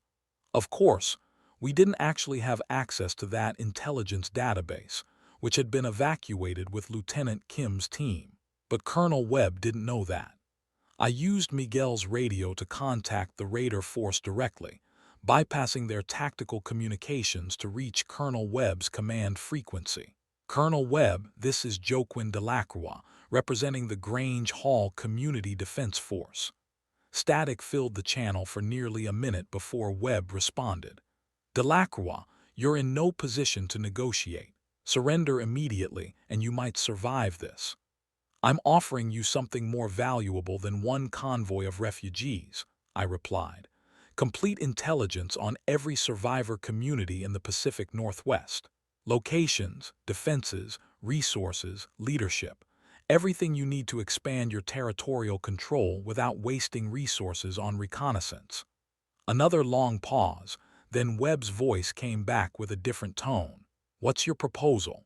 Exchange the convoy for the intelligence database. Your people get detailed information about dozens of communities, and we get safe passage for the families you've captured. Why should I trust you to honor such an agreement? Because I'm offering to deliver the intelligence personally, I said, knowing this was the part of the plan that made it either brilliant or suicidal. Me and 2 volunteers will come to your position unarmed, with the complete database. You verify the information, release the convoy, and we all go our separate ways. Webb was quiet for a long time, probably discussing the proposal with his advisors. Finally, he came back on the radio with his terms. You have 2 hours to reach our position with the intelligence data. Any attempt at deception or rescue operations will result in the immediate execution of all captured civilians. I looked at Bill Rodriguez and Miguel Martinez, the 2 men who'd fought beside me through a week that had transformed us from neighbors into family. You don't have to do this, I told them. This is my plan, my responsibility. We're in this together, Bill replied simply. Besides, Carmen's in that convoy. I'm not leaving without her. Miguel nodded his agreement. Rosa and Isabella too. If there's a chance to save them, we take it. We spent the next hour preparing for what would either be a successful negotiation or our final mission. The other surviving defenders would monitor our approach using the portable radio, ready to contact other survivor groups if our plan failed and warning them about the raider threat.